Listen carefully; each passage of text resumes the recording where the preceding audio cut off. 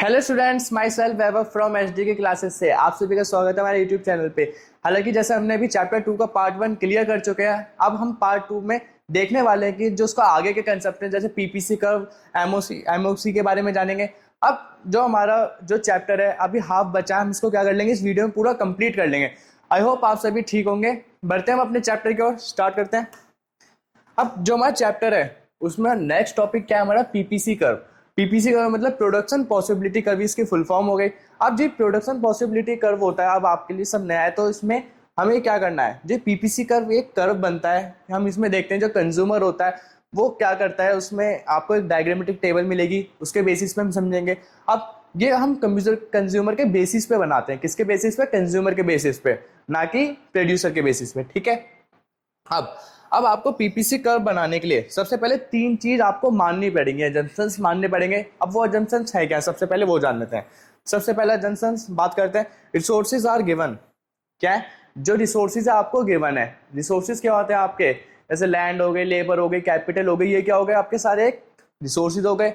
ये सारे क्या होंगे, प्रोड्यूसर्स के बेसिस पर अगर देखा जाए तो ये सारे इसके लिए क्या होंगे, रिसोर्सेज हैं, जो उस पर क्या होंगे, सारे गिवन होंगे। Second, given resources are fully and efficiently utilised. जो भी आप पे रिसोर्सेज हैं वो क्या है, सारे पहले से पूरे आर यूटिलाइज्ड है और क्या है, इफेक्टिवली यूटिलाइज्ड है। मतलब उनको हमने क्या कर लिया, पहले से ज्यादा या उससे भी ज्यादा हम उसको क्या कर सकते हैं, यूटिलाइज कर चुके हैं, हम उनसे ज्यादा उसको यूटिलाइज नहीं कर सकते। Third, technology remains constant. अब जो आपकी टेक्नोलॉजी है वो कैसे रहेगी, कांस्टेंट रहेगी। ना आप अपनी टेक्नोलॉजी को अपग्रेड कर सकते हो और ना उसमें कोई बढ़ोतरी कर सकते हो जिससे आपका कोई प्रोडक्शन इंक्रीज हो जाए। जो आप पे टेक्नोलॉजी है वो क्या रहेगी, आपकी कांस्टेंट रहेगी, ठीक है। चलिए एक एग्जांपल के थ्रू समझते हैं। अब जो इसमें हम क्या लेते हैं, 2 गुड्स लेते हैं। जो भी कंज्यूमर होता है उसमें हम 2 गुड्स लेके चलते हैं और ये हम पीपीसी कर्व बनाते हैं। It is a curve showing different combination of 2 goods. आपको क्या दिखाएगा, डिफरेंट कॉम्बिनेशन दिखाएगा, किसके, 2 गुड्स के। 2 गुड्स ले लिए हमने कंज्यूमर्स के अकॉर्डिंग, ठीक है। Which can be produce with available resources. अब जो हम प्रोड्यूस करते हैं, जो रिसोर्सेज प्रोड्यूस करता है इन गुड्स को कैसे करता है, अवेलेबल रिसोर्सेज पे। सबसे पहले वो क्या मानता है, रिसोर्सेज क्या उसके गिवन है। Second, resources are fully effectively efficiently क्या है, सारे उसके यूटिलाइज्ड है। थर्ड हमने क्या बोला था, टेक्नोलॉजी रिमेन्स कांस्टेंट। टेक्नोलॉजी क्या रहेगी आपकी, कांस्टेंट रहेगी, ठीक है, हो गया। नेक्स्ट, इसको नाम दे रखते हैं आपको पीपीसी कर्व के, प्रोडक्शन बाउंड्री भी बोला जाता है इसे, प्रोडक्शन फ्रंटियर भी बोला जाता है, एंड ट्रांसफॉर्मेशन लाइन और ट्रांसफॉर्मेशन कर्व भी बोला जाता है। अब इसका डायग्राम देखते हैं। इसके पहले एक टेबल है, हमें क्या दिया हुआ है, व्हीट एंड क्लोथ। इनके बीच में हमें कंपैरिजन करके बताया कि एक प्रोड्यूसर इसे क्या कर रहा है, कैसे उसका प्रोडक्शन कर रहा है। देखते हैं। सबसे पहले पहली पॉसिबिलिटी, एक प्रोड्यूसर जो व्हीट है 100 टन्स बना रहा है, 100 लाख टन्स इसमें ले रहे हैं। 100 जब 100 मान लीजिए ऐसे यूनिट्स में 100 यूनिट्स बना रहा है, तो उस टाइम हमारी इकोनॉमी में कितना क्लोथ बन रहा है, कितने कपड़े बन रहे हैं, 0।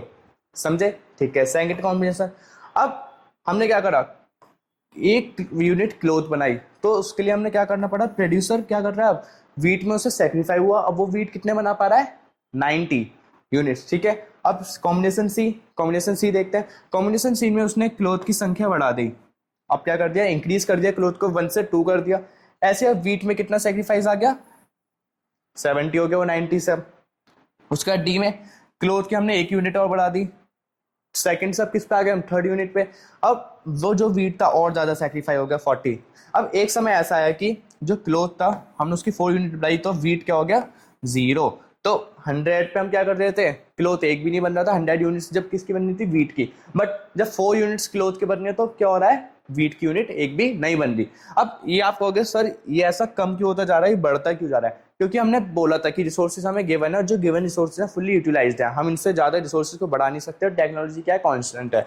जितने अगर 100 यूनिट्स बनाने में, व्हीट के बनाने में जितने भी हमारी चीजें लग रही हैं, जितने भी रिसोर्सेज लग रहे हैं, हम पे बस उतने ही रिसोर्सेज हैं दूसरे गुड को भी प्रोड्यूस करने के लिए। इसलिए हमें इन दोनों में क्या करना पड़ता है, बैलेंस करना पड़ता है, और इसी के रिसोर्सेज दूसरे गुड्स में रिसोर्स करने पड़ते हैं। ओके, अब आपको इसे एक डायग्राम के थ्रू समझते हैं। देखो पीपीसी का बनता कैसे, एक बार ये देखते हैं। प्रोडक्शन पॉसिबिलिटीज शेड्यूल देखते हैं। अब ये है कैसे, प्रोडक्शन पॉसिबिलिटीज दे रखे हैं ABCD। सबसे पहले व्हीट, लैक टन्स और क्लोथ। ये आपका क्या होता है, ग्राफ हो गया। ये आपकी क्या हो गई, एक्स एक्सिस, ये हो गई वाई एक्सिस। अब जो आपकी हॉरिजॉन्टल लाइन है, अब इसके हॉरिजॉन्टल लाइन पे आप किसे लिखोगे? हॉरिजॉन्टल लाइन पे वो लिखा जाता है जो इंक्रीज हो रहा होता है, ठीक है। इंक्रीज क्या हो रहा है आपका? क्लोथ।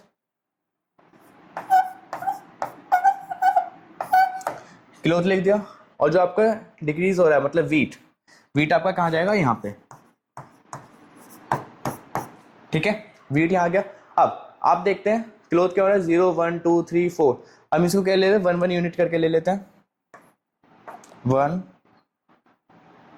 2 3 4 5 7 10, ठीक है। नीचे आ गया हमारा। अब जो आपका 0 40 70 90 100, इसको हम क्या कर लेते हैं? 20 20 लेके चल लेते हैं। 20 40 60 80 90 100 120, ठीक है। अब देखिए ये प्रोडक्शन पॉसिबिलिटी कर्व आपका बनता कैसे है। सबसे पहले आपको जैसे कि पता है क्लोथ क्या आपका 0 है, ठीक है, 0 है अभी। और वीट कितना है? 100। तो हमने क्या ले लिया? 100 पे पॉइंट लगा दिया, ठीक है। 100 पे हमारा पॉइंट लग गया, ओके। एंड आगे हमारा क्लोथ कितना है? 1 1 पे, ठीक है। 1 पे हमारा वीट कितना है? 90। 90 कहाँ पे होगा?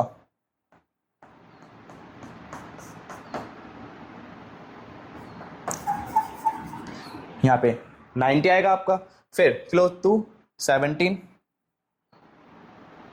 70 यहाँ आपके बीच में होगा।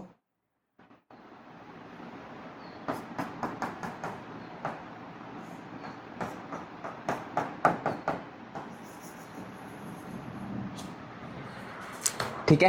नेक्स्ट आपका क्या है? 340,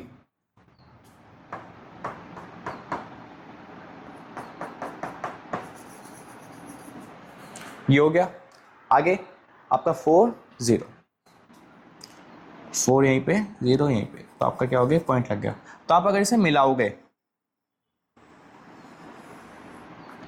एक कर्व बना आपका क्या? नीचे की तरफ जाते हुए, जिसको हम क्या बोलते हैं? डाउनवर्ड भी बोलते हैं। तो आपने क्या देखा? जो आपका पीपीसी कर्व था वो कैसा स्लोप जा रहा है? ऐसे। अगर हम इस लाइन को रफ कर दें, ये तो इमेजिंग लाइन थी जो हमने ऐसे कैलकुलेट कर ली, लेकिन आपको नॉर्मल एक कर्व पता चल गया कि हम कैसे बनाएंगे। सॉरी 1, देख लेते हैं जो खाली नॉर्मल पॉइंट्स लगा के। 0 पे 100 था, ठीक है। 1 पे 90, 2 पे 70, 17 के बीच में आएगा। 3 पे 40, 4 पे 0। तो ये हमारा क्या बना? एक कर्व बना, ठीक है। ये क्या था? ये हमारा एक था पीपीसी कर्व। यही आपको पेपर में बनाना होता है, यही आपका सबसे एक इंपॉर्टेंट क्वेश्चन होता है। आप इनके क्या करो? अजम्पशंस को डिफाइन करो, फिर इसका पॉसिबिलिटी कर्व बनाओ, ठीक है। आगे चलते हैं।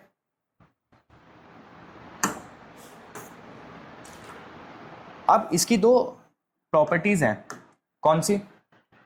2 बेसिक प्रॉपर्टीज ऑफ पीपीसी। अब इसकी 2 प्रॉपर्टी पढ़नी है। सबसे पहला, और पेपर में बहुत ज्यादा इंपॉर्टेंट होती है, क्वेश्चन इसके ऊपर जरूर आता है, ठीक है। सबसे पहला, पीपीसी स्लोप डाउनवर्ड। पीपीसी का स्लोप कैसा होता है? डाउनवर्ड होता है। हमने भी देखा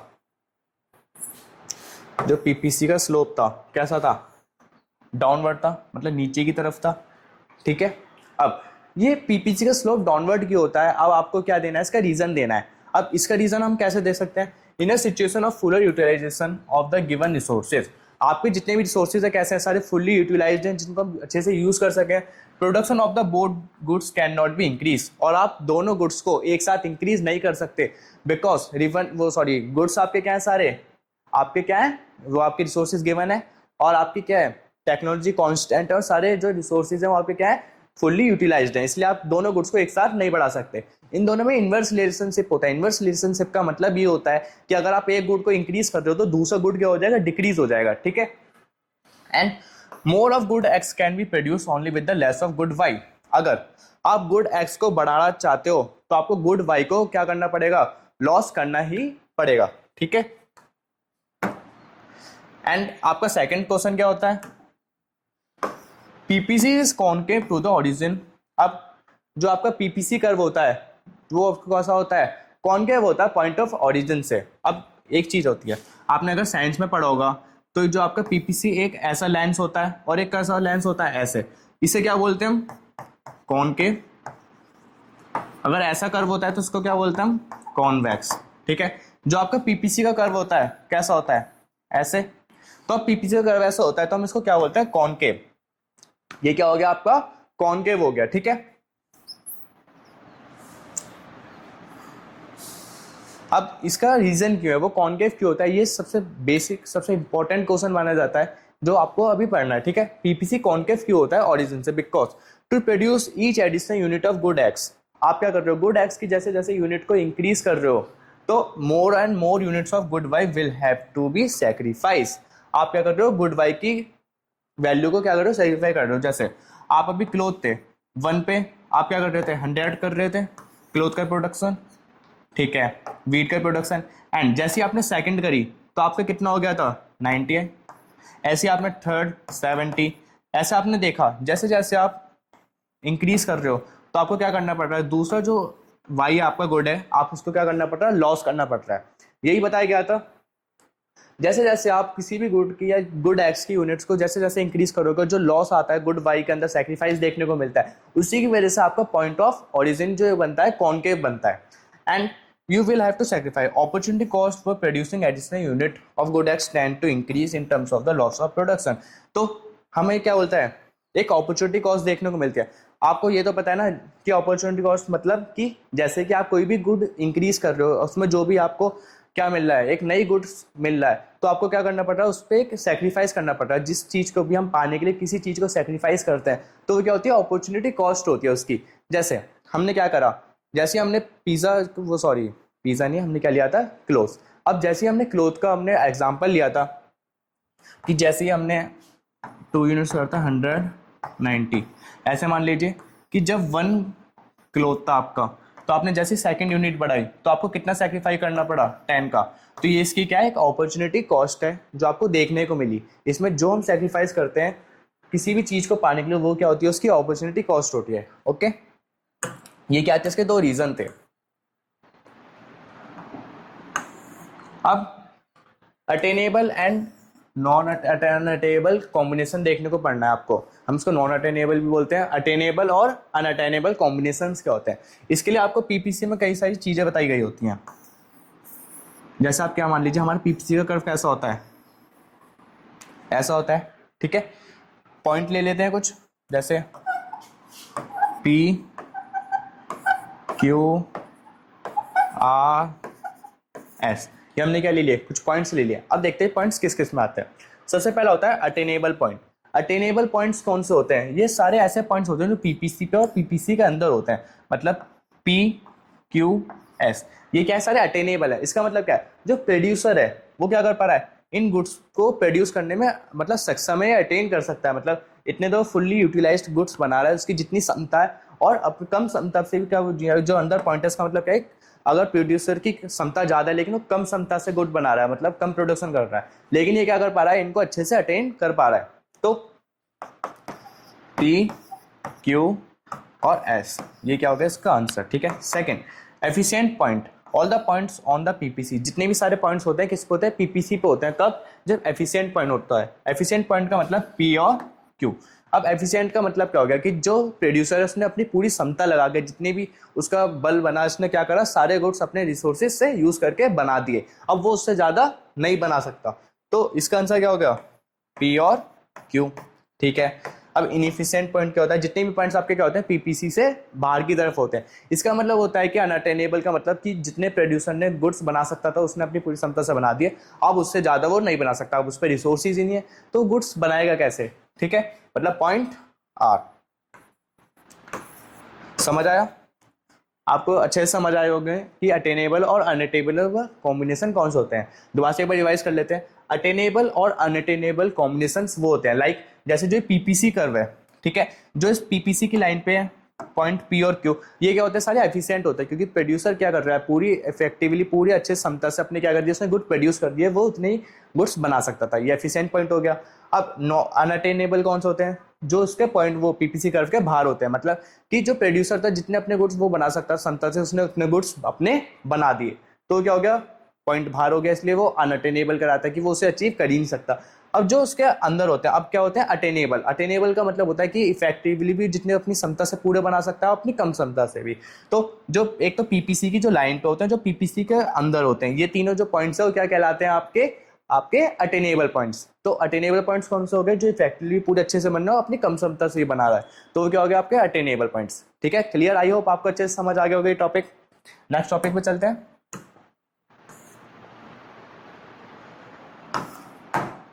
अब आपको पढ़ना है shifting and rotation of PPC. अब जो आपका पीपीसी कर्व है उसमें दो तरीके की चीज होती है, वो दो तरीके से चीजें रोटेट करता है, लाइन बदलता है अपनी। एक तो शिफ्टिंग होती है, एक रोटेशन होती है। मतलब शिफ्ट मतलब खिसकता है, रोटेट मतलब घूमता है। चलिए बात करते हैं कैसे। सबसे पहले आपको किसके बारे में पढ़ना है, चेंज इन रिसोर्सेज। अगर आपके रिसोर्सेज चेंज होते हैं तो आपका क्या होता है, पीपीसी कर्व चेंज होता है। देखते हैं कैसे। सबसे पहले increase in resources, PPC curve है,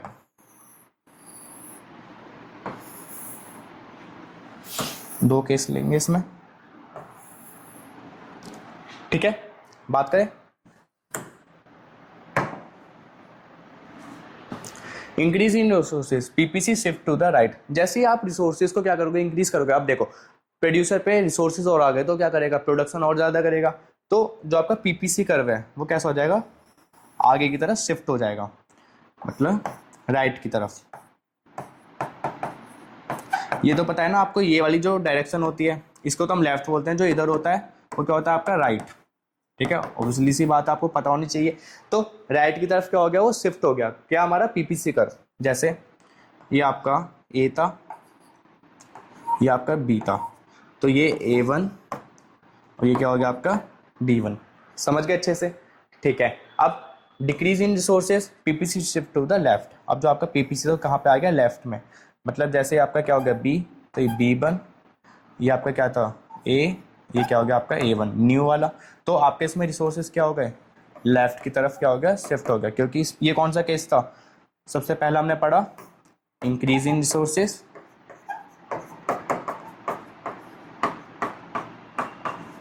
दूसरा decrease in resources.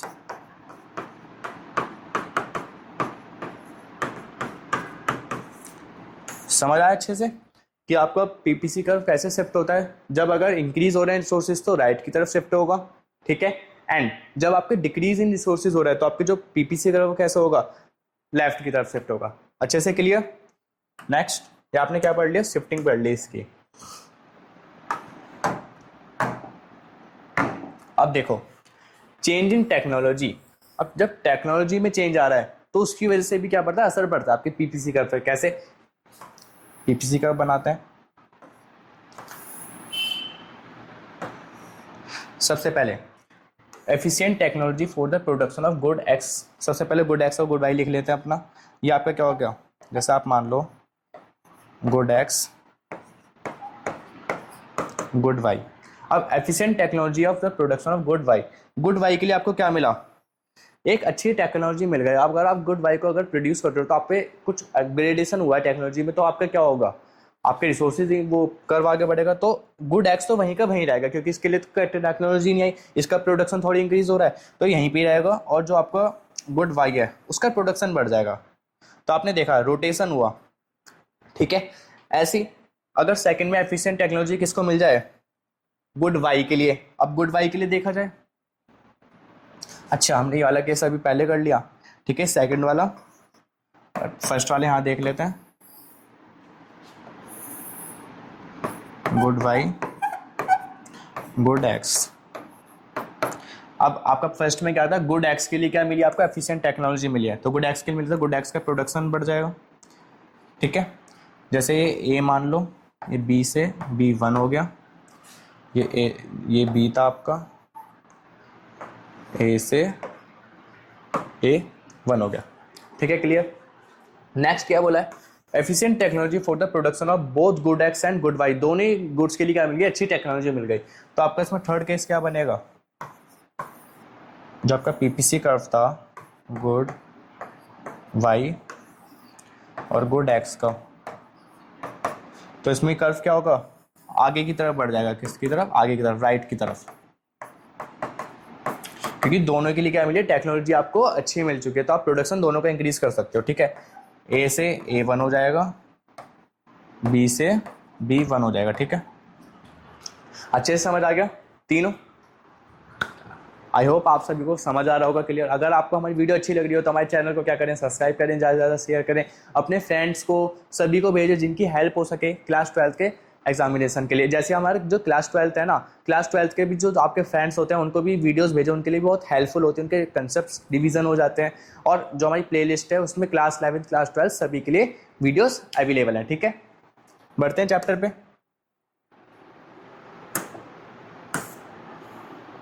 Next,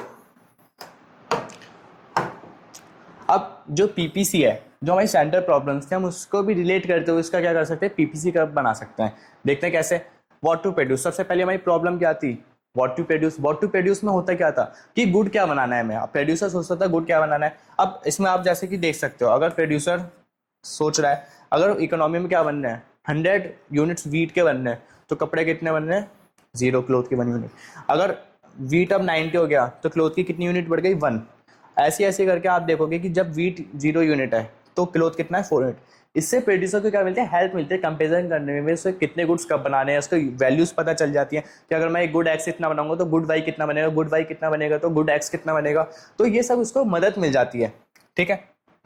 PPC shows different combination, PPC क्या दिखाता है, डिफरेंट कॉम्बिनेशन दिखाता है दो गुड्स के that can be produce with the given resources, और गिवन रिसोर्सेज में कितना प्रोड्यूस हो रहा है। If the production of one community अगर हम प्रोडक्शन करेंगे वन कम्युनिटी का, अगर इंक्रीज करेंगे तो जो आपको ऑब्वियसली बात है जो दूसरी कम्युनिटी है उसका जो प्रोडक्शन है वो कैसा हो जाएगा, आपका डिक्रीज हो जाएगा, पता है हमें। आप इसका पीपीसी कर्व भी बना सकते हो जो हमने बनाया था। ये आपकी क्या होती है, एक्स वाई 1 2 3 4, ठीक है।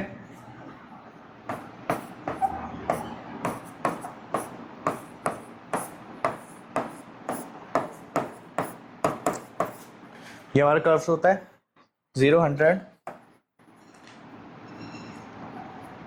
ये 0, ये क्या हो गया हमारा क्लोथ, ये हमने पीछे भी बनाया था, वीट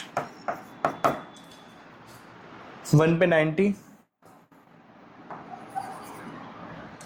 2 पे 70,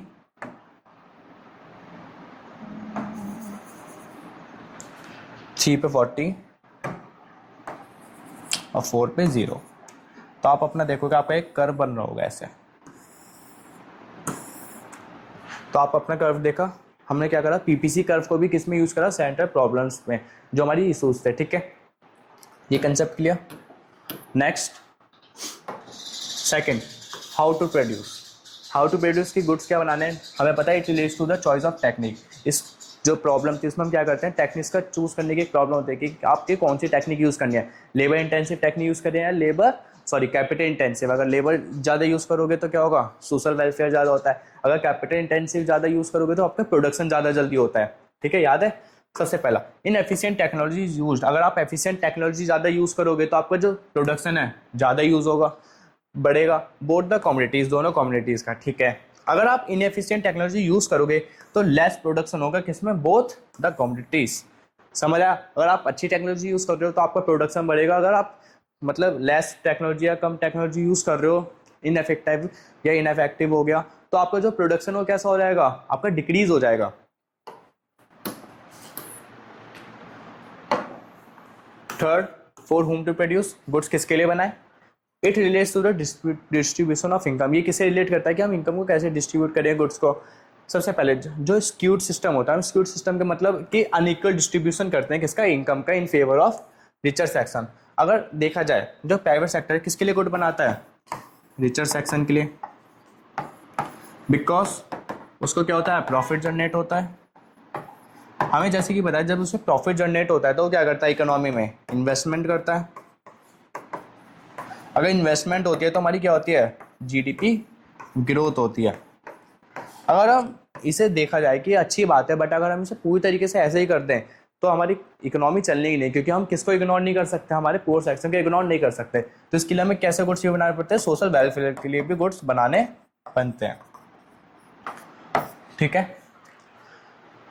सिक्योर सिस्टम में हम कह रहे हैं distribution of income in favour of richer section of the society वो गेट जनरेट मोर सरप्लस कर सके फॉर फर्दर इन्वेस्टमेंट, और इन्वेस्टमेंट करने के लिए। बट जो पीपीसी है वो शिफ्ट टू द राइट, आपका पीपीसी क्या जाएगा, राइट तो शिफ्ट हो जाएगा, बट इकोनॉमिक डिवाइड में lead to the social unrest, लेकिन हम इसमें भेदभाव माना जाएगा। आपका पीपीसी तो राइट में शिफ्ट हो जाएगा कि आपका प्रोडक्शन अच्छा बढ़ रहा है, लेकिन ये बहुत बड़ा एक भेदभाव हो जाएगा जो आपके गरीब लोग होते हैं उनके बीच में, इसलिए हमें सोशल वेलफेयर के लिए भी उनके लिए काम करना पड़ता है, okay.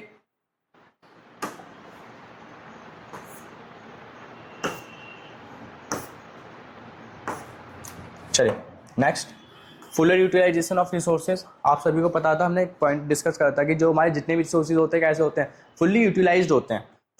Any point of the PPC show, जो भी आपको पीपीसी पे पॉइंट शो होता है तो वो क्या होता है सारा, उसका मतलब क्या होता है, fuller utilisation as well as efficient utilisation. आपने रिसोर्सेज को तो अच्छे से फुल्ली यूटिलाइज कर लिया है, बट आपने रिसोर्सेज को क्या है एफिशिएंटली भी यूज कर चुके हैं। It shows potential level of output, और आपका आउटपुट का जो पोटेंशियल लेवल था आपका वो खत्म हो चुका है, उससे ज़्यादा आप उसको रिसोर्सेज को यूज नहीं कर सकते। It is the maximum level of output which can be produce with the given resources and technology. और एक मैक्सिमम लेवल हो जाती है कि आप इससे ज़्यादा रिसोर्सेज को यूज नहीं कर सकते एंड आप उसको उससे ज़्यादा प्रोड्यूस नहीं कर सकते, ठीक है। Any point inside the PPC so under utilisation और इनएफिशिएंट। अगर पीपीसी के अंदर कोई पॉइंट होता है तो क्या होता है, अंडर यूटिलाइजेशन, आप उसको क्या कर सकते हो और अच्छे से यूज कर सकते हो, और वो अभी पूरी तरीके से यूज नहीं हुआ है, ठीक है। ये क्लियर। नेक्स्ट क्या आपका ग्रोथ ऑफ रिसोर्सेज। अब ग्रोथ ऑफ रिसोर्सेज का मतलब क्या है कि इफ रिसोर्सेज आर इंक्रीज, आपके अगर रिसोर्सेज क्या हो रहे हैं, इंक्रीज हो रहे हैं, तो the level of production will increase, आपका लेवल ऑफ प्रोडक्शन क्या हो जाएगा, इंक्रीज हो जाएगा, एंड पीपीसी शिफ्ट हो जाएगा किसकी तरफ, राइट की तरफ। आपका जो पीपीसी कहाँ पे चला जाएगा, राइट की तरफ शिफ्ट हो जाएगा, ठीक है। अगला for example supply of skill labour, जैसे कि हम अगर स्किल लेबर जो हमारी होती है पढ़ी लिखी लेबर का अगर हम सप्लाई करेंगे तो आपको क्या देखने को मिलेगा, राइटवर्ड शिफ्ट मिलेगा, किसमें, पीपीसी में।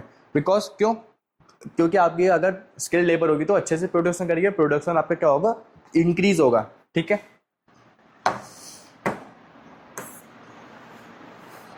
चलिए एक नेक्स्ट टॉपिक आ चुका है, अब आपका अपॉर्चुनिटी कॉस्ट बन रहा है और मार्जिनल अपॉर्चुनिटी कॉस्ट, ठीक है। अब बात करते हैं अपॉर्चुनिटी कॉस्ट क्या होती है। Opportunity cost is the value of factor in its next best alternative uses. चलिए एक एग्जांपल से समझते हैं पहले अपॉर्चुनिटी कॉस्ट होती क्या है। अब देखिए आपको वो मिल रहा है, जैसे आपके पापा हैं वो आपको क्या दे रहे हैं, गिफ्ट दे रहे हैं कि या तो आप 200 रुपीज़ ले लो मुझसे, या मम्मी कह रही है मुझसे 100 रुपीज़ ले लो, ठीक है। आप समझदार हो, आप क्या लोगे, 200 रुपीज़ लोगे। अब आपने 200 रुपीज़, अगर आपको पापा कहते कि मैं 200 रुपीज़ नहीं दे रहा तो आप क्या लेते हैं, आप पे कोई ऑप्शन नहीं था, क्या होता, 100 रुपीज़ मिलते।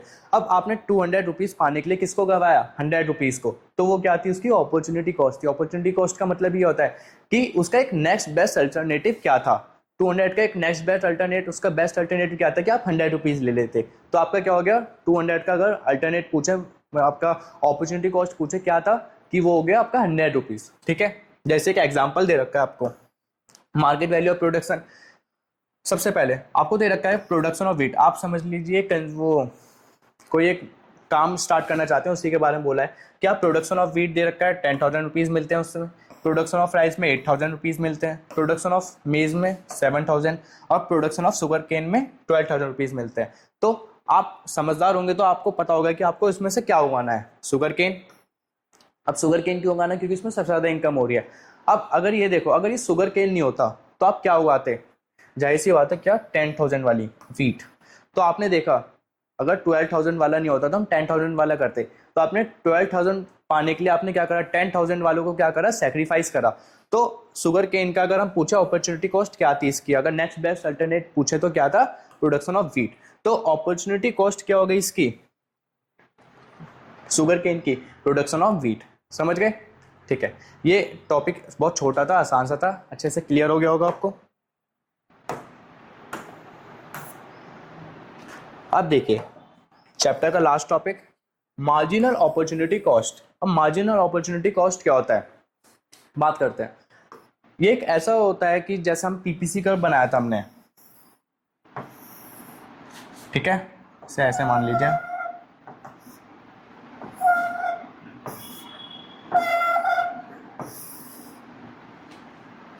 ओके, ये हमारा क्या है, पीपीसी कर्व था। तो इसमें हमें एक फॉर्मूला दिया जाता है, क्या, delta Y upon delta X. अब loss of Y and gain of X, formula क्या होता है, मार्जिन अपॉर्चुनिटी कॉस्ट का, A Y and delta X, इसे डेल्टा होता है, चेंज इन बोलते हैं, ठीक है। मतलब कितना चेंज आया किसमें, गुड वाई में, और कितना चेंज आया आपके गुड एक्स में। आपको जैसे कि पता है गुड वाई में क्या होता है, लॉस ऑफ आउटपुट होता है, और जो गुड एक्स होता है हमारा इसमें क्या होता है, गेन ऑफ आउटपुट होता है, ठीक है। हम जो लॉस होता है हम यहाँ लिखते हैं ऊपर, जो गुड में हुआ, जो गेन होता है हम क्या लिखते हैं नीचे, ठीक है। इसको एक एग्जाम्पल के थ्रू समझते हैं हम। इसको मार्जिन अपॉर्चुनिटी को क्या भी बोल सकते हैं, AQ1 AQ2, इसको हम क्या भी बोलते हैं, स्लोप ऑफ पीपीसी। जी स्लोप दिख रहा है ना आपको पीपीसी का, इसी को हम क्या बोलते हैं, मार्जिनल अपॉर्चुनिटी कॉस्ट, ठीक है। इसको एक एग्जाम्पल के थ्रू देखते हैं, चलिए।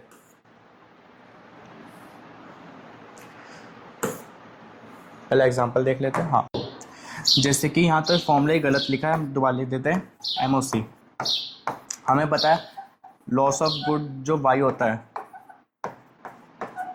वो ऊपर आता है, जो गेन होता है गुड एक्स में वो कहाँ आता है आपका, गुड एक्स नीचे की तरफ, ठीक है।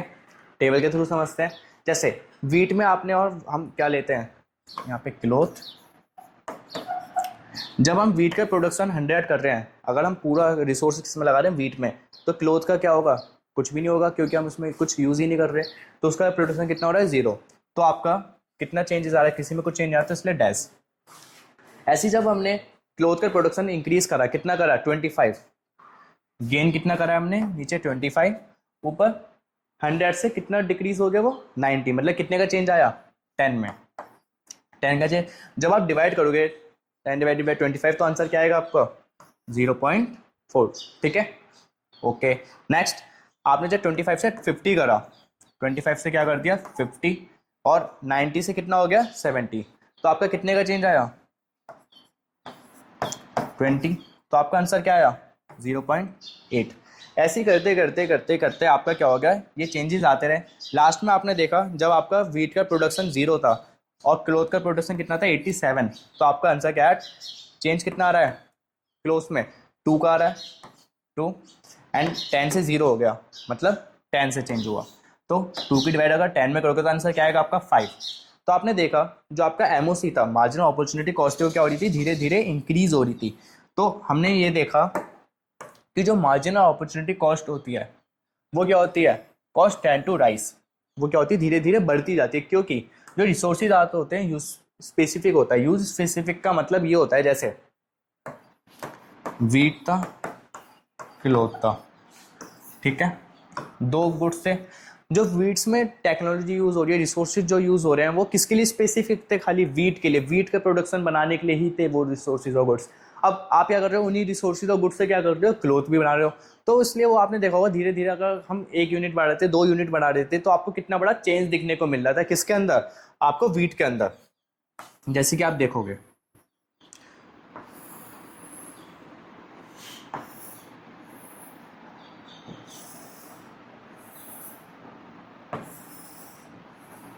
ये क्या होता है, हमारा पीपीसी कर्व होता है। आप देखोगे कि जैसे हमने क्या करा, यहाँ पे क्लोथ इतना बड़ा, क्लोथ इतना बड़ा, क्लोथ इतना बड़ा, ठीक है। अब क्लोथ इतने बढ़ने के लिए आपने देखो पहले इतना डिक्रीज करा, फिर इतना डिक्रीज करा, फिर आपने ऐसे डिक्रीज करा, फिर ये छोटा सा डिक्रीज था। तो आपने क्या देखा कि आप 1 यूनिट बढ़ाने के लिए आप कितना ज़्यादा सेक्रीफाइस कर रहे हो। तो ये किसकी वजह से हो रहा है, स्पेसिफिक यूज़ की वजह से, क्योंकि वो जो स्पेसिफिक यूज़ था रिसोर्सेज वो किसके लिए था, वीट के लिए था। और इसी से पता चलता है कि as resources are shifted to use 1 to use 2, और रिसोर्सेज को आप कर रहे हो यूज़ 1 से किस पे ले जा रहे हो, यूज़ 2 पे। Their existing specialised use is disturb, जो उसका स्पेशलाइज्ड यूज था वो क्या हो जाता है, डिस्टर्ब हो जाता है। इसलिए when specialised use resources are increasingly disturb, जैसे जैसे वो इंक्रीजली डिस्टर्ब होने लगते हैं तो लॉस होने लगता है आउटपुट में, और वो क्या होने लगता है, धीरे धीरे ज़्यादा बढ़ता जाता है, जैसे आपने देखा भी बढ़ता गया लॉस, ओके।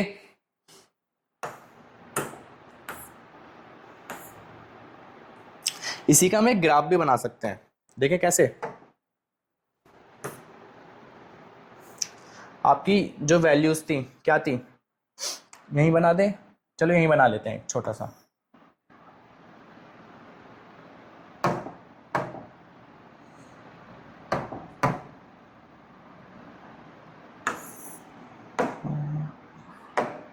एक मिनट बच्चों,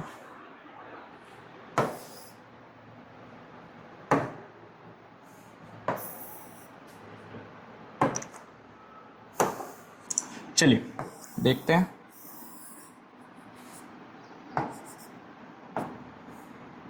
एक्स एक्सिस, वाई एक्सिस, ठीक है। ये हमारा क्या था, क्लोथ का प्रोडक्शन, क्लोथ वीट, ठीक है। कितना हो रहा है, 20-20 का ले लेते हैं। 20, 40, 60, 20, 40, 60, 80, 100, ठीक है।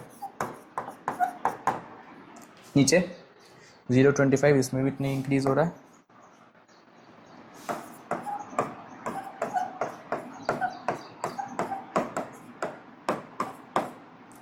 चलिए देखते हैं। सबसे पहले 100 वीट, वीट 0, वीट का प्रोडक्शन कितना हो रहा है आपका 0, एंड जो आपका क्लोथ का था, क्लोथ का 0 था, और सॉरी वीट का 100, क्लोथ का 0, वीट का 100। तो आपका पहला पॉइंट कहाँ आ गया आपका, यहाँ पे, ठीक है। कलर चेंज कर लेते हैं। 100 वीट, वो सॉरी क्लोथ कितना है अब आपका 25, और वीट कितना है 90। 25 आपका कहाँ होगा 30 यहाँ की तरफ, तो आपको कितना बैठ गया 90 यहाँ पे, ठीक है। 50, 70 यहाँ पे 50, 60, 80, 100, 50 आपका यहाँ बैठा 70,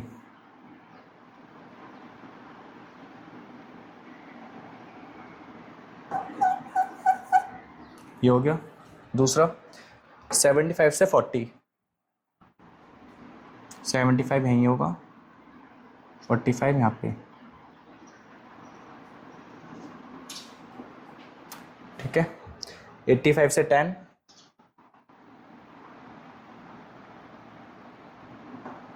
यहाँ पे, एंड 87 से 0, 87 यहाँ पे हो जाएगा, यहाँ 0। तो आपने देखा जो आपका कर्व था इसका एमएससी का कैसा बना, डाउनवर्ड की तरफ, ठीक है।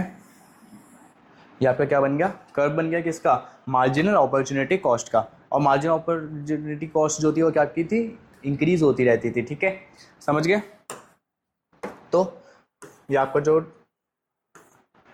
कर्व था यहाँ पे खत्म होता है, एंड जो आपका चैप्टर था आज ये पूरी तरीके से क्या हो चुका है, खत्म हो चुका है। तो हमारे चैनल को सब्सक्राइब करें, ज़्यादा से ज़्यादा शेयर करें। अगर आपको हमारी वीडियो अच्छी लगी हो तो इसमें अच्छी बात है सब्सक्राइब कर देना, और अपने फ्रेंड्स को भी क्या कर देना, शेयर कर देना। हम अपनी वीडियो में बहुत जल्द मिलेंगे, नेक्स्ट वीडियो में हम उसमें चैप्टर 3 पढ़ेंगे, ठीक है। बढ़ते हैं हम अपनी आगे वीडियोस के लिए, और शुभकामनाएं आपके पेपर्स जो आ रहे होंगे, ठीक है। मिलते हैं हम अपनी नेक्स्ट वीडियो में। Tata bye bye, see you.